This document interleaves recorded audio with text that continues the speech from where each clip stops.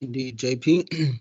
This is a leave to appeal in the matter of Degefa Sugebo Lembore and others versus the Minister of Home Affairs and others, bearing the following case numbers. Case number 097427 of 2023, case number 097292 of 2023, case number 097111 2023, case number 097076 of 2023, case number 1081 of 2023, case number 100526 of 2023. Thank you. Will counsel please announce themselves?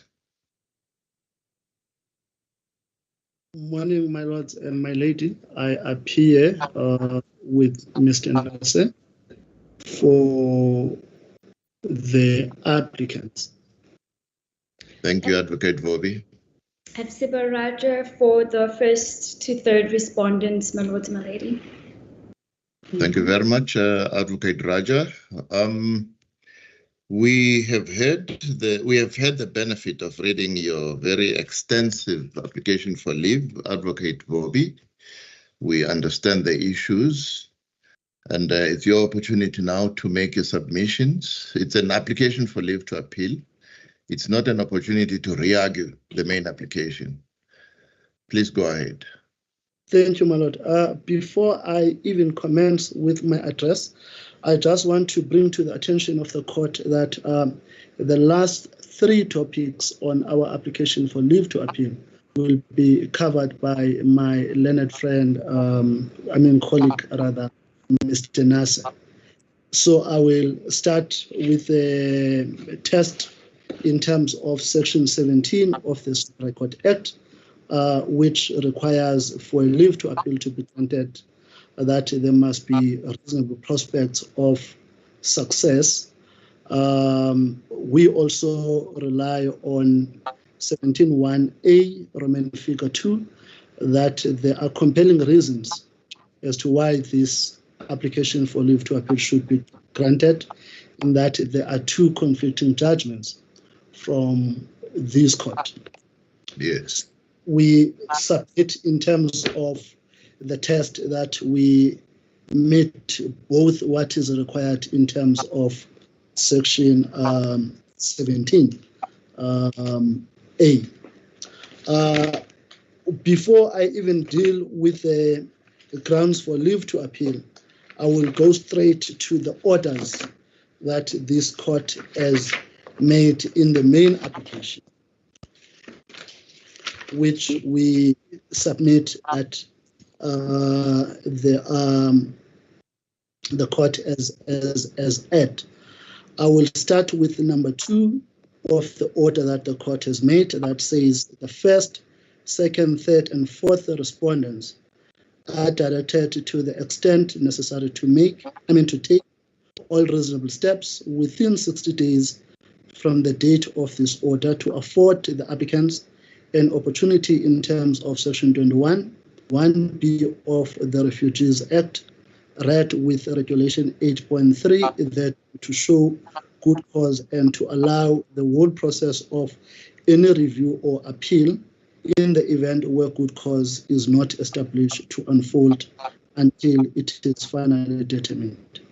We submit that the court has acted insofar as it provides a period of 60 days that is not provided in the Refugees Act.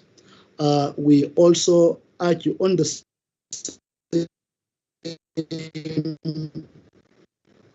point that the court has erred in so far as saying Section 1 should add to the Regulation 8, because in our understanding is that in terms of Section 21, 1 capital letter B, that's the process where an applicant is required to show valid reasons as to why he is not in possession of a valid visa in terms of Section 23.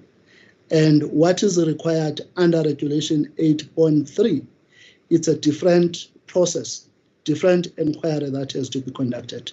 We submit that the two cannot be read together because these are two different processes.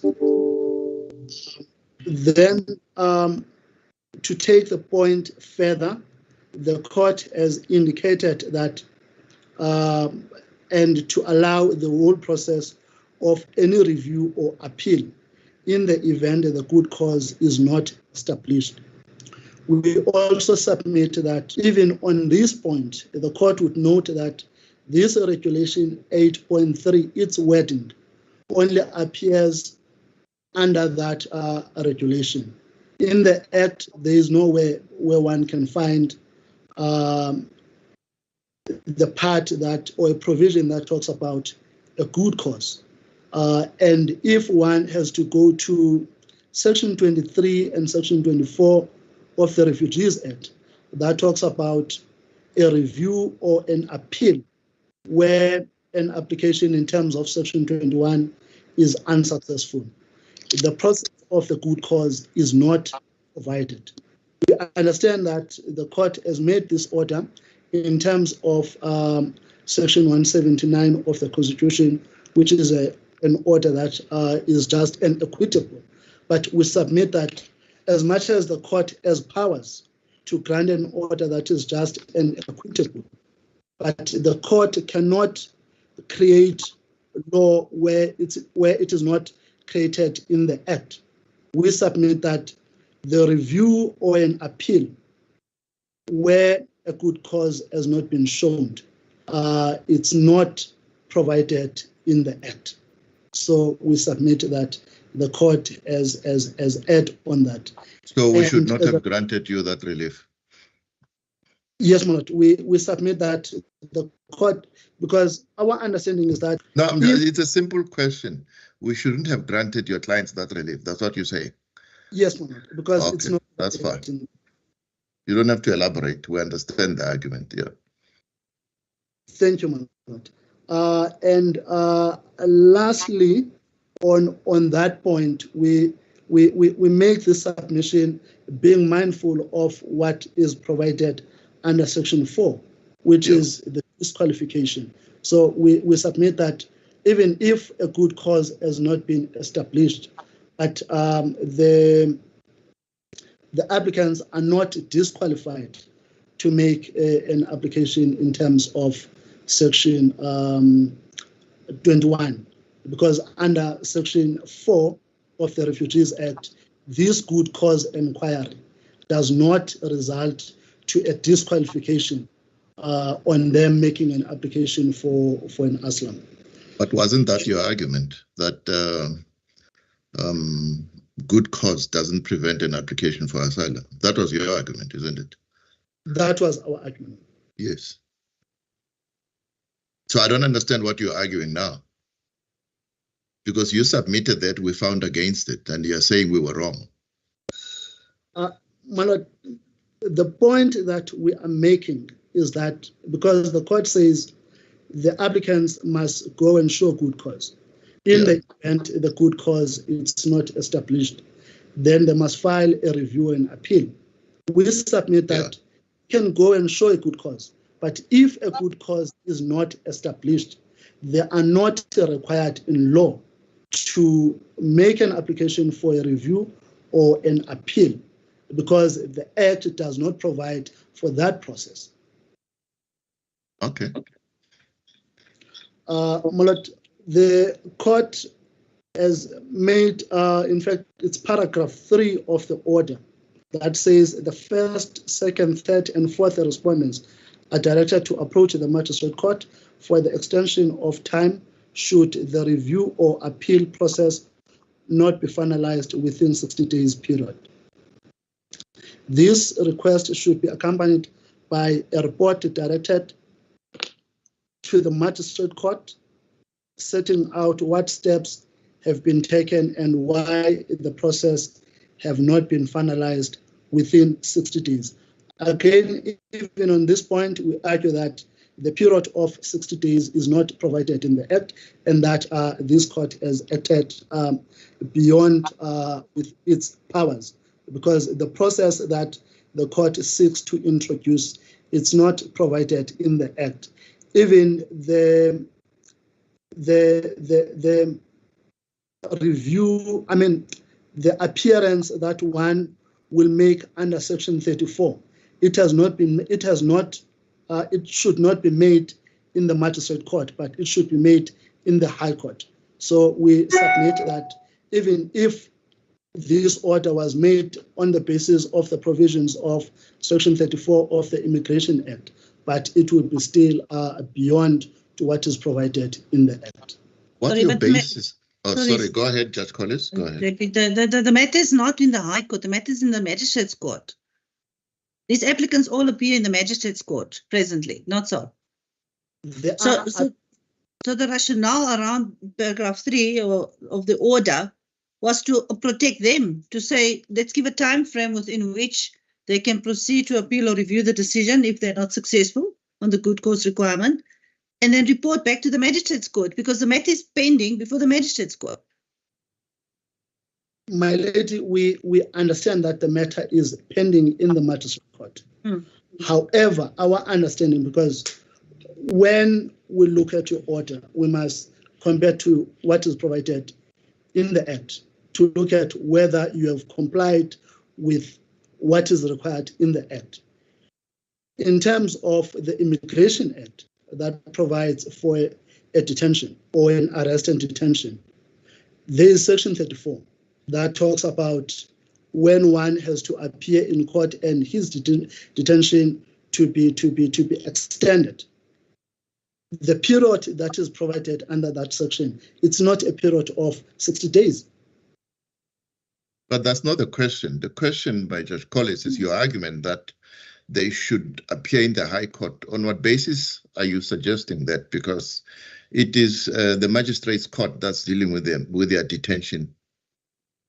It's in terms of Section 34, because... that Section 34 says they must appear in the High Court.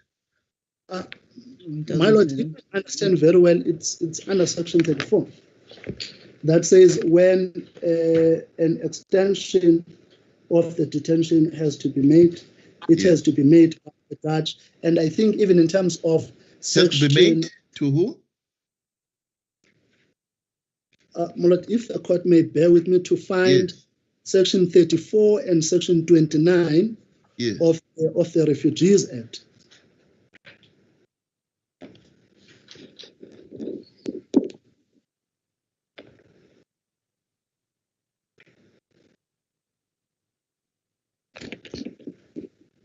You've got a junior, I can help you find those sections.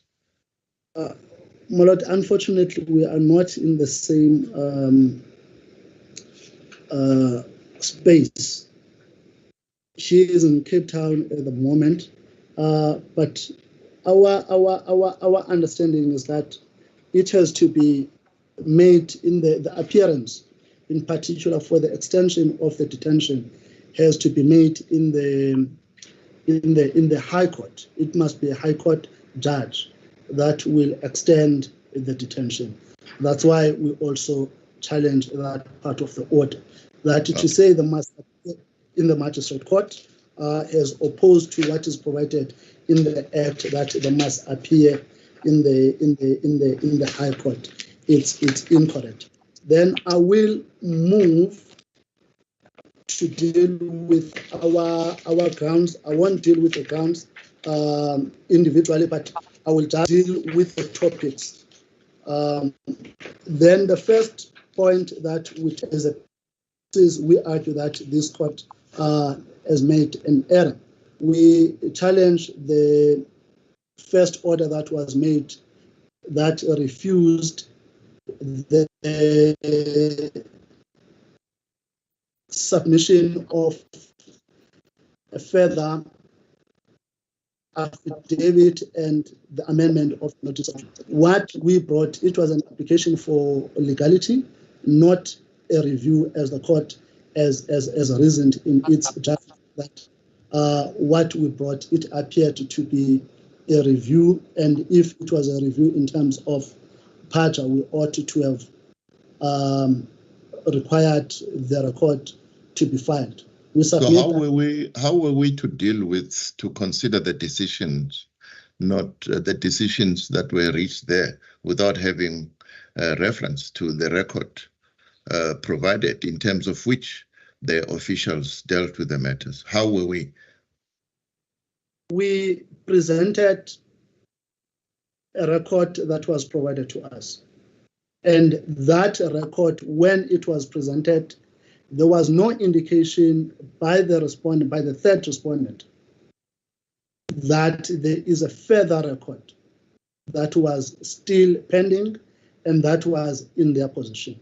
So what we submitted in court was sufficient for the court to make a determination. Because of importance in terms of that record, if one just look at the notice that was used, the notice is in terms of the Immigration Act, which we take an issue that if it's a good cause, an inquiry must be in terms of Regulation 8.3.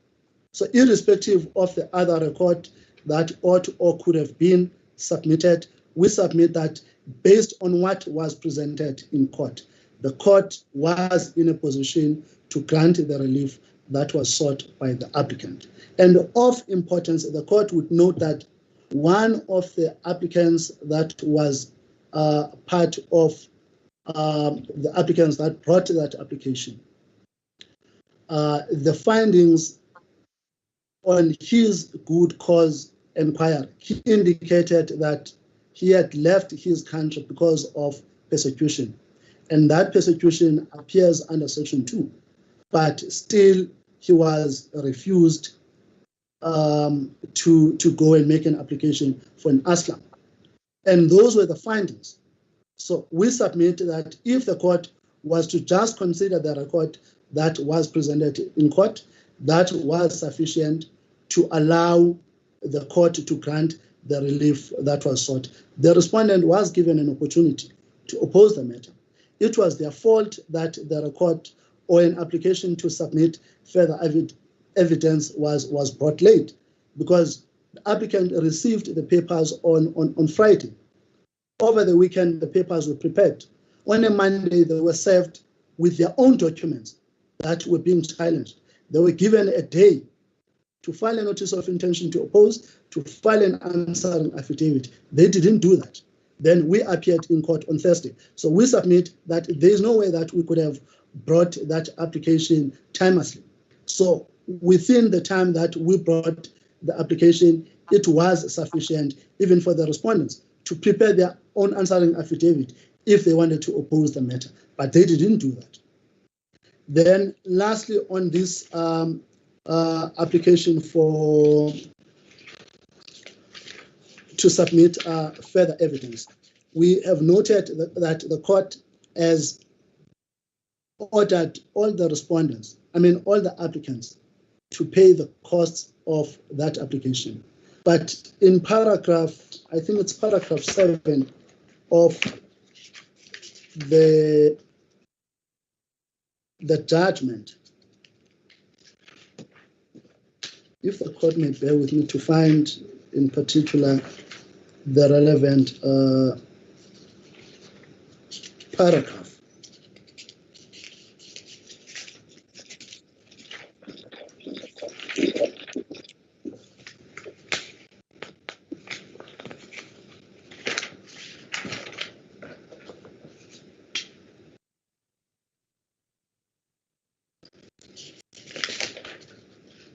In fact, it's paragraph 11 of the judgment. The court has identified the applicants that brought that application to submit further affidavit.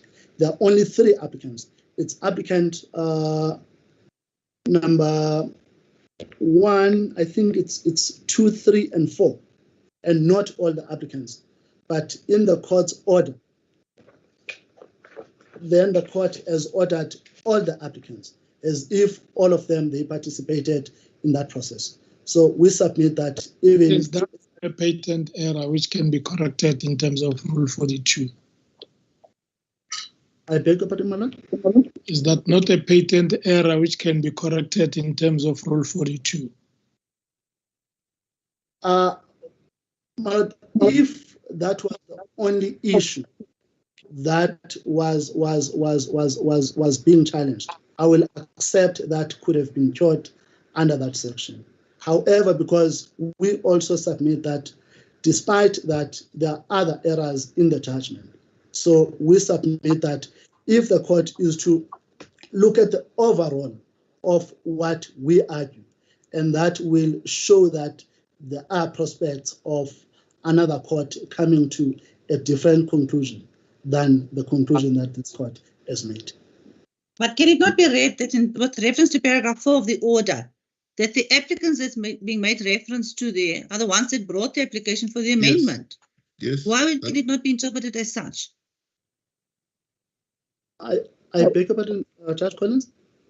I'm saying paragraph 4 of the order, where it says the applicants are ordered to pay the costs of the first and to third respondents for the amendment application. It must refer to the applicants that brought the application to amend, which is specified in paragraph 11. My lady, even if that was the interpretation to be given, but still you are saying they must pay the first to third respondent. There was only one respondent that opposed the matter. So the issue is in respect of the respondents, that's not the respondents that's incorrectly referred to, as well as the applicants that's not specified with reference to paragraph 4. We submit that both the applicant, because the order says all the applicants, it says the applicants. And when we say the applicants, it's all the applicants that participated in the matter. And it's not clear, because we say if the court could, in paragraph 11, identified the applicants that brought the application, even in the order, it should read as such that the 3 applicants that brought this application for an amendment are ordered to pay costs. Even on the issue of costs, we still take an issue, because we submit that this application was brought at the instance of the third respondent. So they were not supposed to be ordered to pay the costs, because they are fighting for their rights. And in terms of the principle of BioWat, they are protected because they sought to vindicate their rights that were violated. Just hold it. Okay. No, it's fine. Proceed. I saw that JP disappearing. No, I'm still here. Advocate Vobi, you've been arguing for over 20 minutes. And you just seem to have barely touched your application. And I just want an indication, how long do you intend to be? Because this is an application for leave to appeal. Marot, I think at the most I will take a further 20 minutes. But why so long? Why so long? This is an application for leave to appeal, and you just too elaborate. We understand the points. We've read your application, and you're busy repeating what you're saying there. Your opportunity today is to make submissions, isn't it? Yes, Marot, that's correct. Yes. So please proceed. I don't think you need another 20 minutes. You wasted time. You started with the order and you just went into serious detail there. I don't understand why you should have done all that. Now you're busy going on in that process of being detailed. We understand what the issues are in terms of your application for leave to appeal. We just want to hear you make your submissions based on that, not to read to us. Thank you, Malak.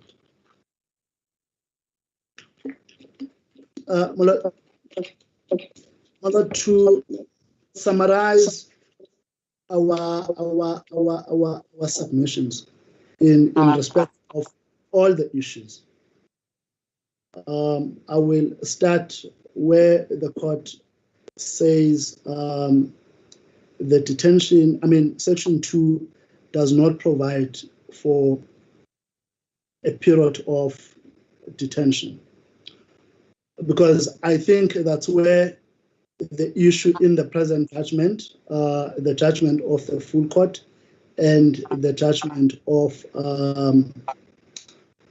water will come into play. We submit that our understanding, the provisions of Section 2 kicks in from the moment the Immigration Act is suspended. And the reason I'm making this submission, I make it on the basis of what this court has said in terms of the process that has to be followed under the good cause. Whether if we talk about the Refugees Act, we can only allow only one provision, not all the provisions in the Act. Because if we say a detention is not provided under Section 2, but we accept that the minute one say, I want to apply for an asylum, that will trigger the provisions or a protection in terms of the Refugees Act. That's when all the provisions in the Refugees Act will be alive. And if all the provisions in the Refugees Act are alive, there is Section 27, capital letter A, that protects the applicants that are, in fact, that protects the asylum seekers that are in the position of the applicants. And if we go to that section protects the applicants from being arrested. That section protects the applicants from being detained. So we submit that when we read the judgment of Ruta, in particular at paragraph 27 of that judgment, if the court may, in fact, what is said under paragraph 27 of Ruta is also repeated in the judgment of Abore at paragraph 42. The protection will start from the minute the applicant say, I want to apply for an asylum. And the basis for that was in terms of Article 33. And that Article 33 has not been amended.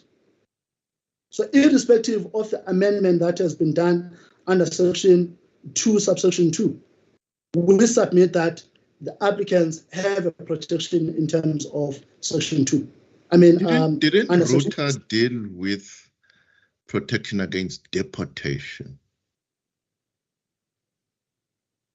Ruta also, in fact, dealt with the protection in terms of Section 2, but the statute that, or a source that they used in order to find that protection, they relied on Article 33.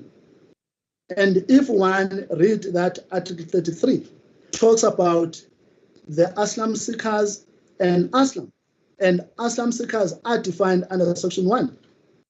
If you go to Section 27, Section 27 protects those asylum seekers. And Mr. Vobi, you are busy re-arguing your main application. Please tell us where we went wrong without being so, without going back to your main arguments that you submitted. Your main issue in this leave to appeal are that we should not have followed Ashebo. We should have followed the full court judgment. And the other main point which I want to hear you on is where you say there's a conflict of full court judgments. Those are the main issues, because Ashebo dealt with almost all the issues that you are raising, that this court dealt with, and that's where this court departed from the full court. Those are the main issues. You have just made a point of each one of them, and you're busy re-arguing your main application. And I'm trying to direct you to say, please deal with your main issues as to why you say we went wrong by following Ashebo and not following the full court. The reason I was pointing this issue and making a reliance on paragraph 27 of Ruta and paragraph 42 of Abore, it's because we submit that this is the issue that the court, the Constitutional Court, did not follow in Ashebo. Because if the court had understood that for them to come to a conclusion that the applicants have protection, it was on the basis of what is provided under Article 33. And when they deal with Ashebo, they say a protection will only start. I'm not sure whether JP is still with us. I'm very much here. Look, let me just explain why sometimes I vanish. There's a problem with this laptop. It just switches my camera off and on. So when you see my picture, just rest assured I'm still here. Okay. Thank you, Madam. So the other point which we say there are conflicting judgments. This court well, let me just before you pass. So you're saying Ashebo wrongly departed from previous jurisprudence of that court, and you rely on Ruta in particular, isn't it? In Ruta, we rely on paragraph. No. I don't want you to. I'm saying that's where you say Ashebo went wrong. Yes, they departed from their own jurisprudence, isn't it? Yes, but we rely on Ruta and Abore, which is the judgment that was decided after the amendment came into effect. Okay. Let's go then to the conflict of judgments.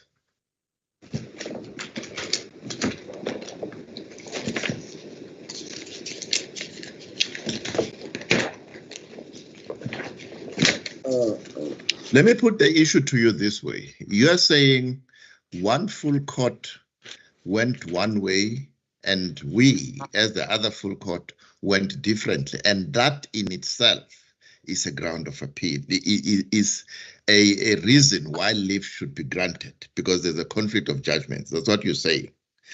Yes. Now, you seem to be ignoring one important fact, that Ashebo considered the full court and the first instance court and implicitly rejected the full court. It specifically says so, doesn't it? My Lord, our understanding of reading Ashebo, in particular, I think paragraph 50 or 51 of Ashebo, the court says whether you are detained or arrested under section 49 or under section 34, then you come to court and say you want to apply for an asylum.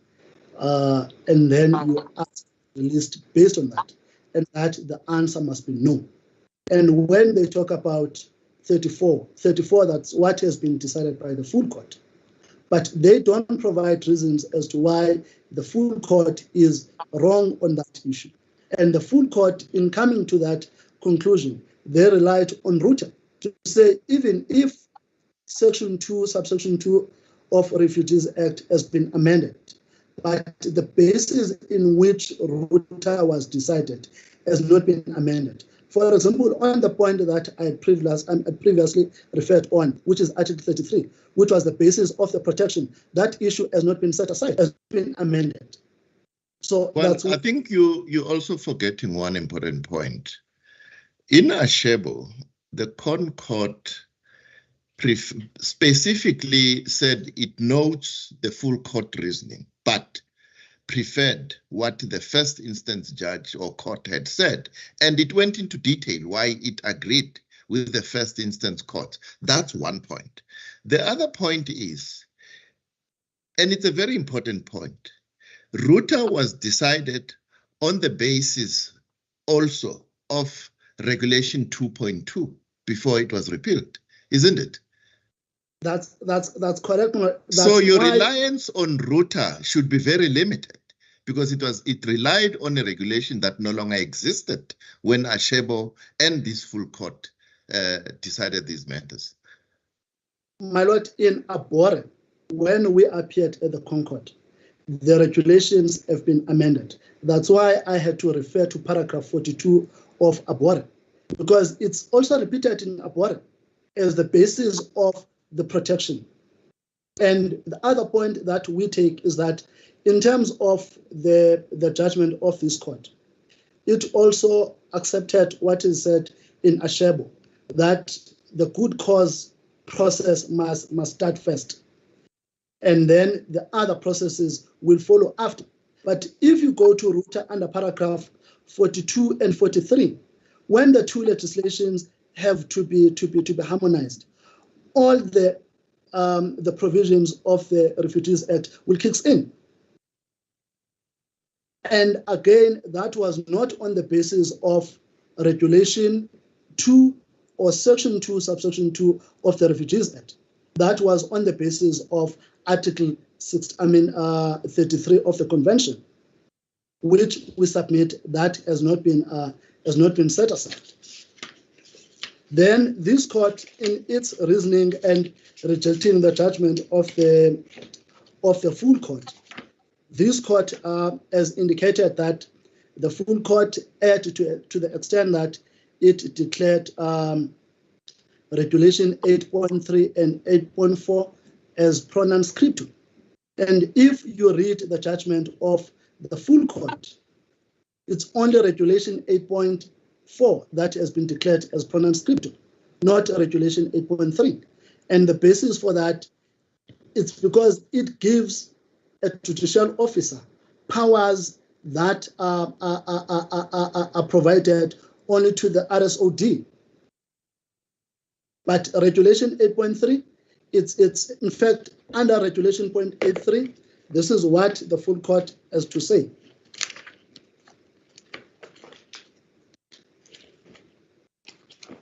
Is this part of your leave to appeal reasoning that we were wrong and we should grant you leave? Because I think you're going back to wanting to read stuff to us that we've seen, that we've read. I didn't get you, JP. I'm saying you're busy looking for that Regulation 8. You want to read it to us. I'm saying make your submissions about why we are wrong, isn't it? It's not for you to reread these sections to us. My Lord, I just mentioned that the reason we are saying you are wrong, yes, because you have said the full court declared Regulation 8.3 and 8.4. Yes, we understand that part, but now you want to go back and read. But I wanted to point this issue out from the judgment of the full court to show where this point has been made and the basis as to why they came to that conclusion. Your application for leave to appeal points us in that direction, doesn't it? I will submit, my Lord, that it does. Yes, that's the point I'm making, that you don't have to go back. We know what we are saying in your application for leave to appeal, and we're giving you the opportunity to make your submissions, not to re-argue your main application. My Lord, then I will stand by what we say on our application for leave to appeal, and I will give my learned. Yeah, are you satisfied that on the conflict you've made the submissions you wanted to make? Because I want to hear you further. I've told you we followed Ashebo because Ashebo is a Concord judgment that's binding on us. And Ashebo specifically rejected the full court judgment. So where is the conflict if the Constitutional Court that binds us rejected that judgment by the time this full court had the matter? Where's the conflict? Because there was no full court that was binding. The Concord had rejected it. That's why you argued that the Concord was wrong. We should not follow the Concord, but follow the full court. The reason I was pointing paragraphs in Ruta, paragraphs in Abore, which was decided after the amendment of the regulations, yes, I wanted to show the court as to why we say the Concord was incorrect in Ashebo. I understand that. The proposition I've put to you is Ashebo rejected the full court, didn't it?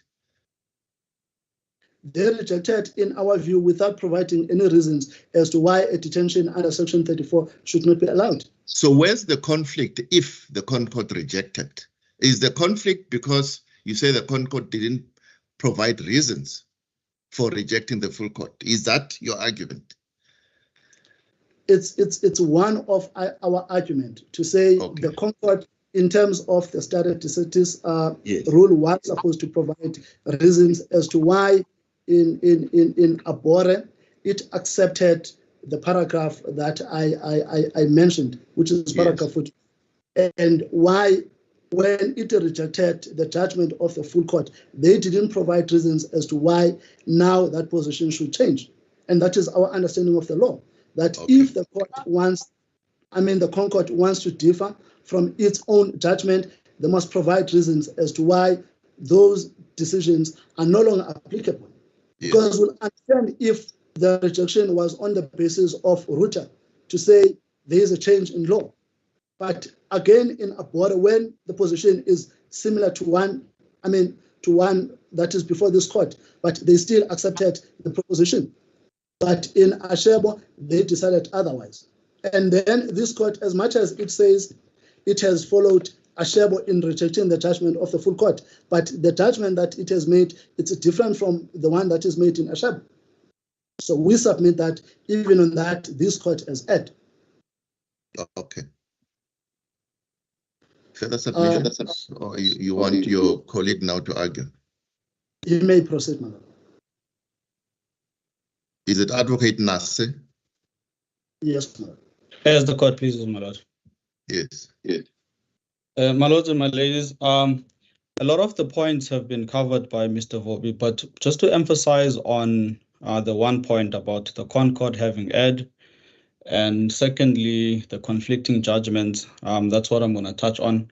And lastly, the cost. Mr. Vobi has debated the point about BioWatch. You know, when you argue points, you don't traverse the same grounds that your other colleague has traversed. And what you've just said now, you want to traverse everything that your leader has traversed. Is that allowed? My lord, I beg your pardon, my lord, I may not have been audible. I was simply stating that he has traversed those grounds. I'm not going to go into them.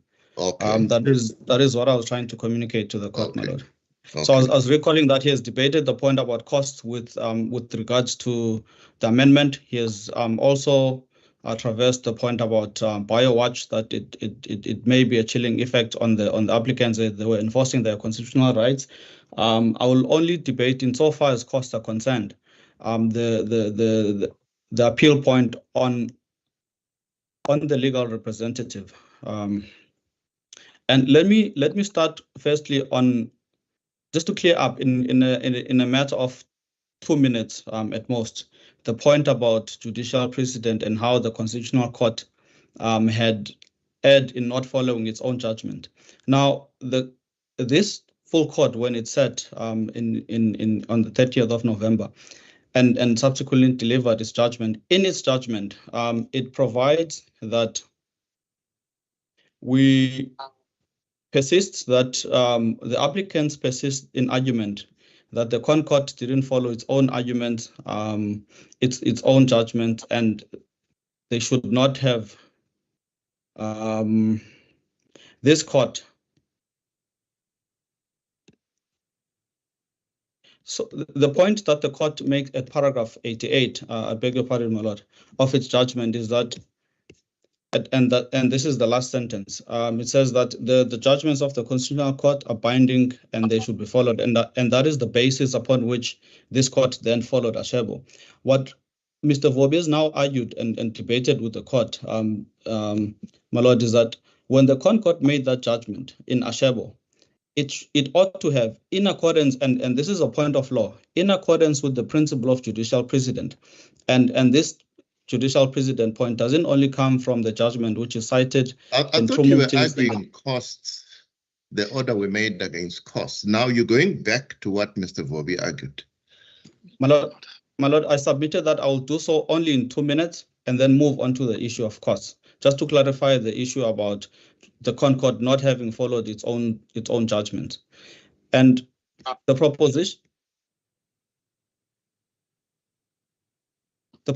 there that we argued when we came before court wasn't only that this court should simply ignore the Constitutional Court, but to make a finding on a point of law that when the Constitutional Court decided Ashebo, nowhere in that judgment does the Constitutional Court seek to do what this judgment did that we're seeking to appeal, list the quartet of cases and say this is how those cases differ from when they were deciding Ashebo. And Mr. Vobi makes the point about Abore, that when Abore was decided, and to distinguish the point about Abore and Ruta, when Abore was decided, those regulations had already come into place. Despite that, the Constitutional Court followed Ruta and all the other previous judgments. But when deciding Ashebo, it took a turn.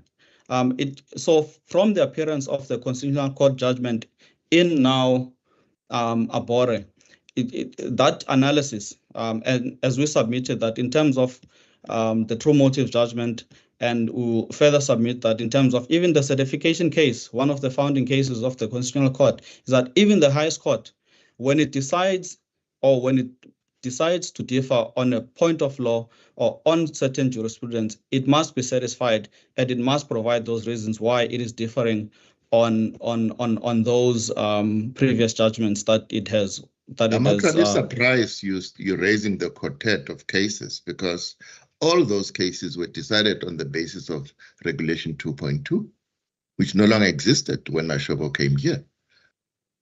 And you're suggesting that Ashebo should have followed the quartet. Why? And this is my lord, this is the submission that even in Abore, and this is why I sought to make the distinction about Ruta and as opposed to or versus Abore. Yes. Even when Abore was decided, those regulations they were mentioned and they were no longer enforced. There were new regulations that had come into play. So even starting from the point of Abore, the Constitutional Court followed the previous judgments, which were before the regulations. Going in forward post the regulations, my lord, they then followed. They then made a decision in Abore, which they failed to then consider and take into consideration going into Ashebo. That is the submission in response to that point. Yes. And from the certification judgment, as we recall, judicial precedent, it says, and the point I've made, that even the highest court, when it departs from its own judgment, it must do so providing sound reasons, and it must be satisfied. And how you see a court is satisfied that it was clearly wrong. It is on the basis of having to analyze, as this court did, the quartet of cases, a case post the quartet of cases, which is what the Constitutional Court we submit that it failed to do in Ashebo.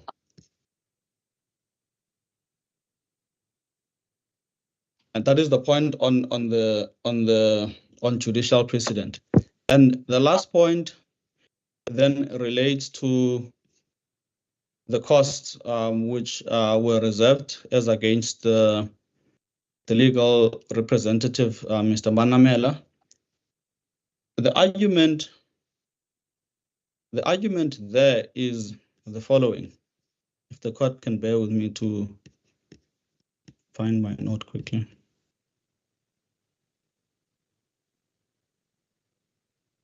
The court made a number of observations relating to how the matters were prosecuted. Number one, in the High Court, also noting that they were further and later consolidated, and those matters as they appeared on the 3rd and the 10th of October 2023.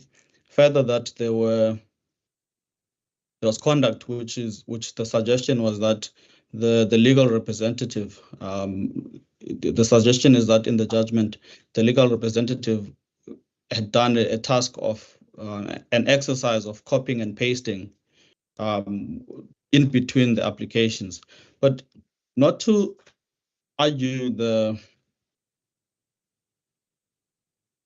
matter beyond that, but on the analysis of the affidavits that were before court at the time, there's clearly certain jurisdictional and factors that the applicants had to plead in those applications, in those applications as they are in certain causes of action.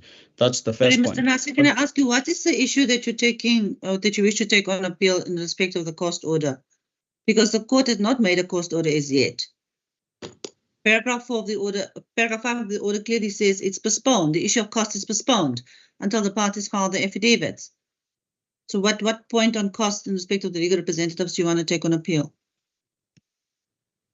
My lady, we submit that even on the finding or the remarks that were in the main judgment, they shouldn't have been made on the basis of the affidavits that were before court. So you're arguing against the remarks made by the court. Isn't an appeal based on the orders that the court makes? And as Judge Collis points out, no order as to cost in that regard has been made. So I don't understand what you are arguing, or you're just criticizing why the court did that. Isn't that going to happen depending on what order this court makes?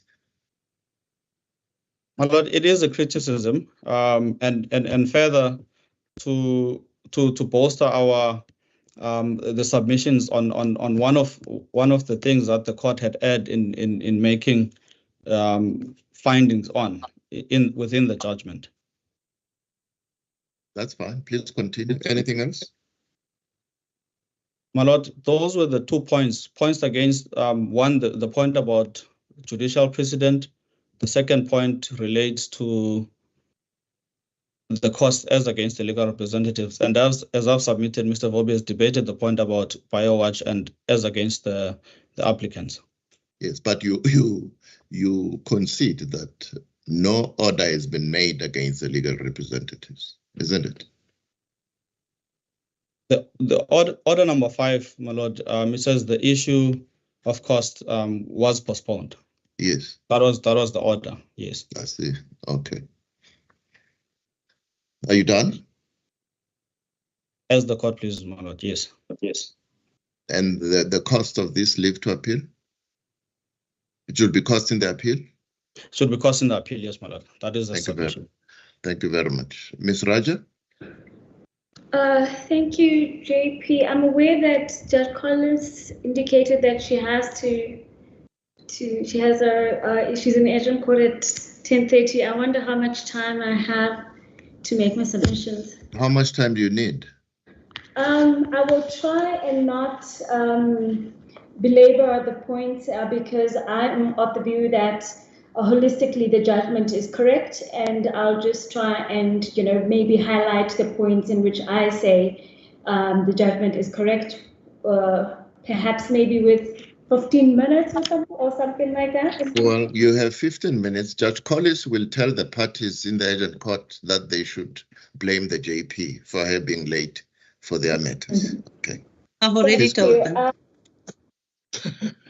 God pleases. I will deal last with the submissions that were the new submissions in relation to the orders that were not covered in the notice of appeal. I will just do the test. I agree. The test is set out in Section 17(1) of the Superior Courts Act, and I just want to reiterate that in enacting NDPP versus Democratic Alliance, it is stated that an applicant for leave to appeal must show with a measure of certainty that the SCA will differ from this court on the intended grounds, and I would submit that they have failed to do so. The first ground, my learned colleague, Mr. Vobi, has dealt with. They are dealt with in paragraphs 1 to 6 of their application for leave to appeal. They deal with the erroneous dismissal of the amendment application. I would submit, and the judgment deals with that in paragraphs 10 to 12. I would submit that the judgment was correct for dismissing that application for the following reasons. The first, it was that there were procedural irregularities. The amendment application was issued just 3 days before the hearing, and opposition was supposed to be the next day. The timelines were unfair, and there was a party who was, and it was against the decisions made by Home Affairs, Whereas well, I think, Ms. Raja, Mr. Vobi's argument is in the truncated timelines that were mentioned there, if you wanted to file a record, you could have done that, and you didn't. Your clients didn't, sorry. Yes, and that argument is false because unfortunately, I tried to check on case lines, and those documents are not in case lines, but they were sent to the JP, and the full court actually was aware of this. On the 28th of November 2023, the application was launched on the 27th, and on the 28th, there was a Home Affairs then noted its application. The first and second respondents filed their notice of intention to oppose, and they sent it directly to Mr. Mabunda. Mr. Mabunda received it, and on the following day, on the 29th of November, which was the day before the hearing, a letter was sent to the court addressing the issue of the new developments and the new application, the amendment application, and indicating that counsel was only able to be briefed by the state attorney on the 29th, and hence why an opportunity was requested to then file an answering affidavit and to file the record. And it was specifically indicated that our clients found that application to be an important matter because it entailed a decision that was made by a Home Affairs official refusing good cause, and the applicants themselves now are saying we were bringing a review, an application in terms of legality. That is a review application. That is a totally new application, and the court was within its right to deny to address that application at that stage, because it was not the application that was before it. It was not the application that was set down. And the truth of the matter is that application substantively changed the relief that was sought. And it ought to have then, the parties ought to have been given a reasonable opportunity to engage. And they did so. They informed the court that we want to engage the court, we want to file an answering affidavit, we want to file a full record, because this is essentially a legality review. And for the court to be able to deal with the matter substantively and properly, it ought to deal with it as in terms of the nature of that application. It can't deal with it in an interdict application. That was simply an abuse and just a last minute resort to have the matter entertained inappropriately. And so I'd submit that amendment application was dismissed properly because it was not properly brought before this court. This was not a reviewing court, and you're repeating yourself. Okay, you're falling into the trap that Advocate Vobi fell into. Yes, but I just want to then add to the fact that the Mr. Vobi takes issue with the orders granted, giving an opportunity for the review application of the good cause.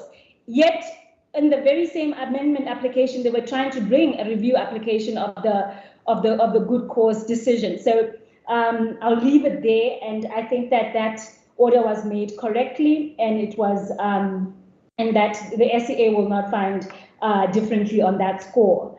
I will then move to one aspect that was not dealt with by Mr. Vobi in argument, but is there in the application for leave to appeal. It was that the failure of the court to treat the matter, to declare that the matter was urgent.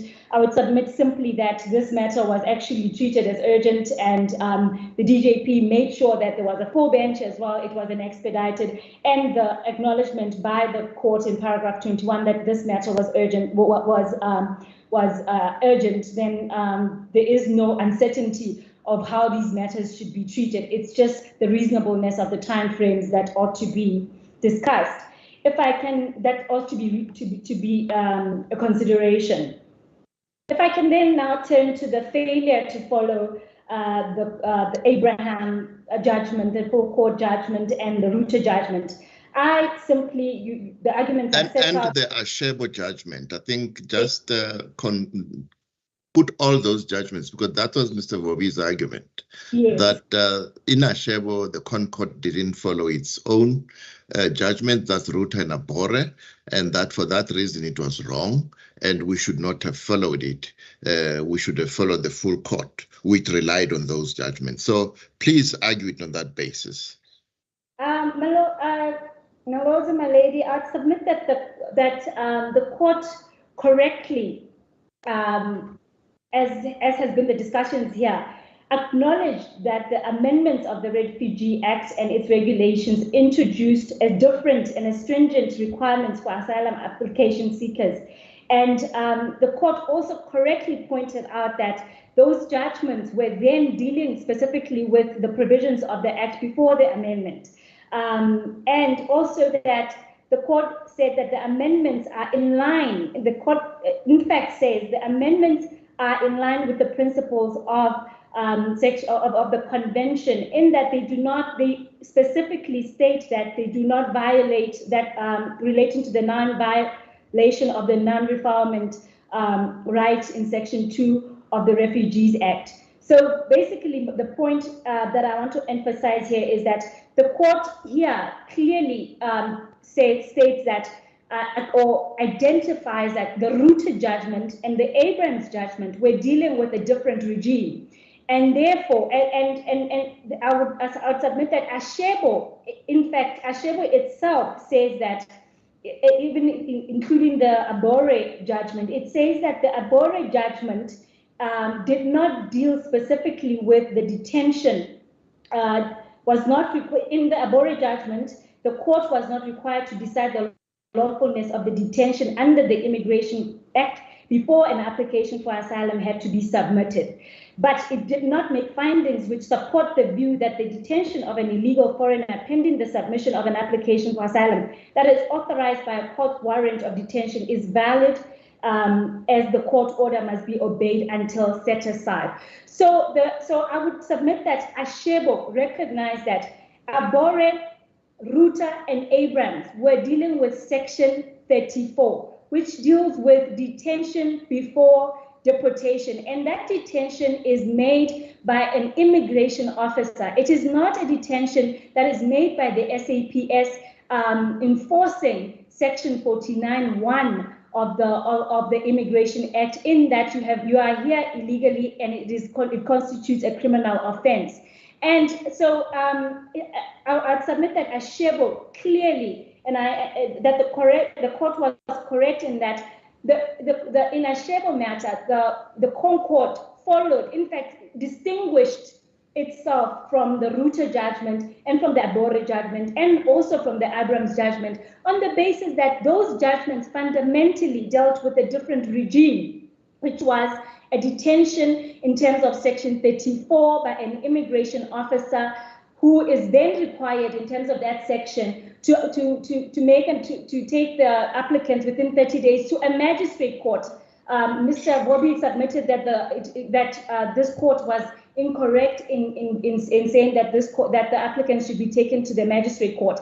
I looked at the act. The act, when it says, when it defines in Section 1, when it defines a court, it defines the court as the magistrate court. It doesn't define a court as a high court. Number two, the Section 34 says the extension must be made to the magistrate court, and that extension must be within 90 days. So I would also submit that even if this court made that, the fact that the court made a 60-day provision for the processes of the respondents to unfold, and for the third respondent to take the applicants to the magistrate court to ensure that they are then taken to make their good cause application, which in any event, with respect to the three of them, those processes had already been done and refused. That the 60 days was a reasonable time. It was, and the court had the power and the discretion in terms of the Constitution to do so. In Ashebo, the court gave 14 days, and it gave that 14 days without it not being prescribed anywhere in the Act, as Mr. Bobby is trying to say. The 14 in Ashebo, the court granted the 14 days, and it was common cause that at the time when the matter was heard in the Concord, at the time, Mr. Ashebo was already released. So the 14 days was reasonable at the time. The 16 days in this case is just inequitable because the applicants are still in detention, and it would require some kind of coordination to get them to get that application, those processes sorted out. So I'd submit that the court did not err in its orders, and it also did not err in its findings in terms of the application, the non-application of Ruta and not following Abrams, and also in deciding to follow Sugebo, which clearly was now dealing with a new regime, almost there was a change in the law, and now it was clarifying the position. There's now a change in the law where an asylum seeker just can't... You are busy repeating yourself again. Okay. All right. Can you deal with the conflict argument that all right. Advocate Bobby raised of the two judgments, the two full court judgments? So Advocate Bobby argues that those judgments are conflicting. I would submit that, and that this is a compelling reason for that to be, for leave to appeal to be granted. Again, I'm, at the risk of repeating myself, the judgment in this case has shown that there is a consistent line of reasoning in the Concord decisions of Abore and Sugebo, and in the amendments, and that consistent line is that there is an amendment to the Refugee Act and the regulations, and the court decisions aligned with those, and the court's decisions in both Sugebo and Abore aligned with the recent developments, which provide clarity on the treatment of illegal foreigners and asylum seekers, on what the process should be, and there is no conflict there. In Abore, it says you can't detain because you must allow this person to go and do their good cause application. In Abore, it says, well, in Sugebo, it says Section 49 criminalizes this conduct, but there is a heightened duty because of the amendment of the Act that there must, and it places the responsibility on the respondents to make the necessary arrangements during that detention to make sure that the provisions of the Refugee Act are not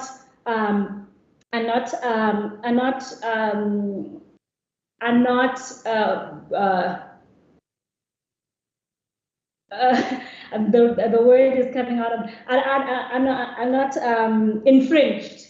I think is the word I'm looking for. So, and I'll just touch quickly on this complaint that the court aired in stating that the full court held that both Regulation 8.3 and 8.4 were pronounced scripto.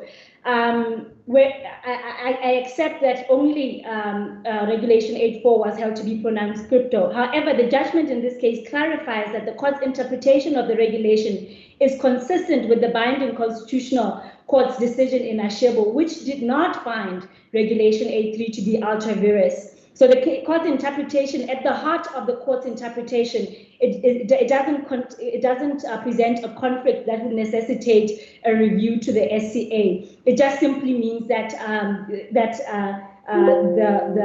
the court's, that simple error, that Regulation 4, which was made in one paragraph but was not made in other several paragraphs of the judgment, is not that material to necessitate a review. So there isn't a certainty or a measure of certainty that the Supreme Court will grant the appeal on that basis. Without just so I would say there are no conflicting interpretations. In fact, what this court did, which is the same thing that the Sugebo judgment did, was to read in line all the other judgments, including the convention, to read them in line with what then prevails at this point. And it found that detention, in terms of Section 49, while these processes are still in place and the applicants are not going to be subject to being deported and are still intact, that rights in that respect are still protected, then there is no problem with a detention in that respect. So I would submit that the court didn't err in those respects, and there are no prospects of success. If I can then quickly move to question of costs. Please go ahead. Okay, so my learned friends have made submissions on it. The court suspended. I'll deal first with the fact that this BioWatch argument was never raised during argument while this matter was argued. In fact, when we were arguing, the applicant said the cost must be cost in the cause. Now the cost of the application. Now they lose the application. Now they want to rely on BioWatch. Okay, the court says in paragraphs 92 to 94, I'm giving you an opportunity to come and argue for me. I understand that the issue of costs to your client or to your legal representative is something that can be prejudicial to you, and it's something that the court should not grant lightly. It's a tried principle. I'm giving you an opportunity to come and address me on this issue. They do not do so. They failed to comply, and it was an order made by this court.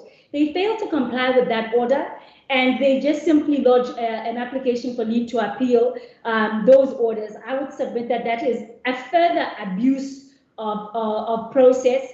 And whereas the timelines for our clients to still file the 14 days fall, I think it falls on the 19th of March. This matter was set down before that time elapsed.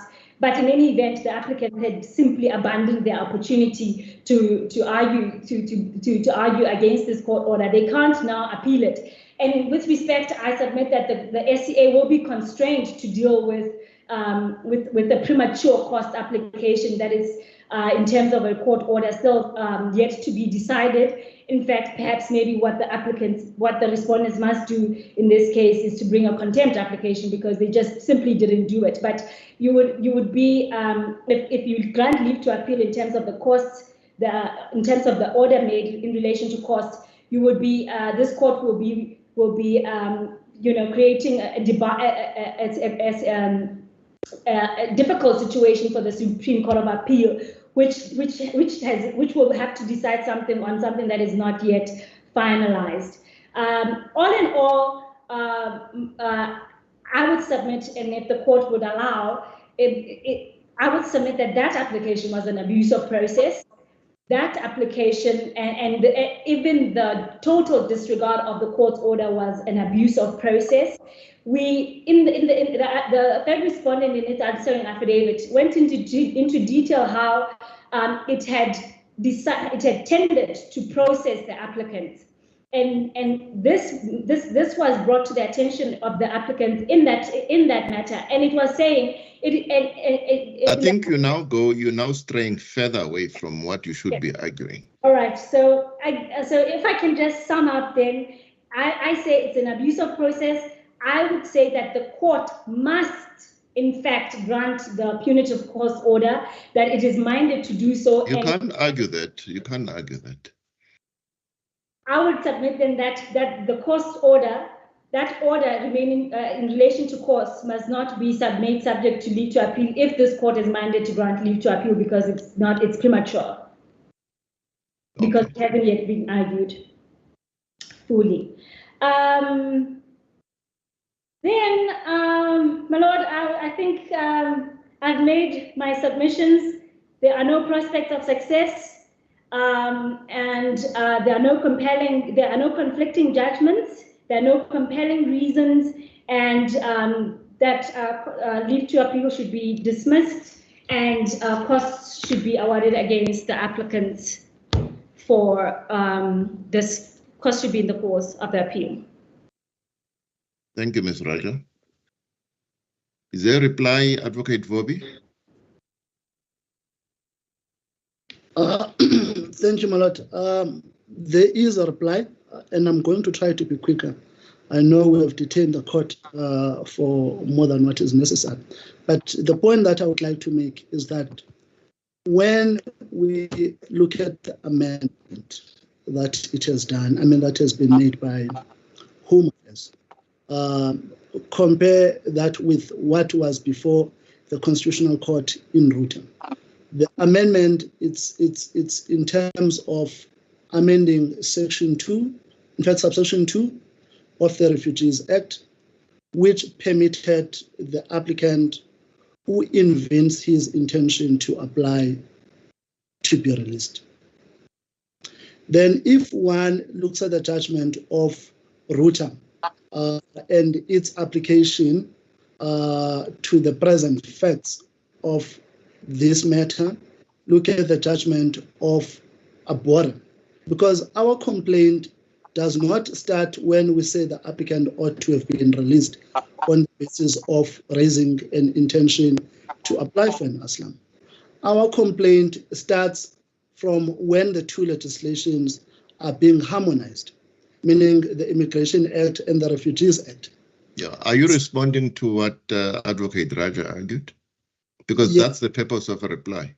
Yes, my lord, that is in particular in respect of what she has mentioned about the judgment of Abora, and to say Ruta was decided on the basis of the previous regime. That's why I'm saying let's look at what was amended so that we can see whether Ruta is still applicable or is not applicable. Then we look at the judgment. But we will not be deciding that. We will be looking at whether there's enough has been said that we were wrong and to grant leave, isn't it? Yes, you want us to write a judgment repeating what we wrote in the main application? My lord, so don't argue those points. You've argued them. Tell us why we should grant you leave. My lord, the reason we say on, my lord, I can't hear you now. I think you are muted. I'm not muted. I didn't hear the last part. I'm saying tell us why we should grant you leave. Don't re-argue points you've argued today and that you argued in the main application. This is not the time. Just tell us why we should grant you leave. The reason we say you should grant us leave to appeal, and we say we have prospects of success on appeal, is that the amendment that has been made under Section 2 or Regulation 2, it was in respect of one issue, not the basis in which the court in Ruta and in Abora arrived. Because if one looks at the judgment of this court says the process that has to start, it's the good cause and inquiry. Then after that process has been completed, then that's when an application for an asylum can be made, which we say the court has erred on that, and its judgment, it's in conflict of the judgment of the full court, because the full court says that's an overall inquiry that has to be followed when one makes an application for an asylum. And to add on that, on the basis of harmonizing the two legislations, we submit that the court cannot detain the applicant in terms of the Immigration Act if the two legislations are harmonized. The applicant has to be detained in terms of the Refugees Act. And if one looks at the Refugees Act, there is no provision that permits a detention while a good cause is being conducted. So that's where we say this court has erred, and that's where we believe that the SA can come to a different conclusion to say, in the absence of a provision in the Refugees Act that permits a detention, and in the face value of what is under Section 27, capital letter A, this detention was unlawful. This applicant ought to have been in order to go and follow the entire process. So because you're submitting that the SCA will do what we didn't do, will overrule Ashebo. That's what you're saying, isn't it? Yes, my lord. Yeah. Okay, that's the sum total of your argument. Please continue. My lord, that's the issue, because I really believe that on the issue of costs and the other application, I don't have to touch with that. The court is in possession of everything that was argued and how the matter transpired. So we will request the application for leave to appeal to be granted at the SA and the cost to be on the appeal. Thank you, Advocate Bobby. Any questions from Judge Twala, Judge Collis? No, thank you. I'm covered. Judge Collis? Nothing, JP. Thank you very much. Advocate Bobby, we're going to reserve our judgment. Advocate Bobby and Advocate Raja, we're going to reserve our judgment. We will not sit as long as we did with the main matter, and you will be advised in the normal course of what our decision is. Thank you very much for your submissions. This brings an end to this hearing. Thank you very much. Thank you, as a please. Thank you.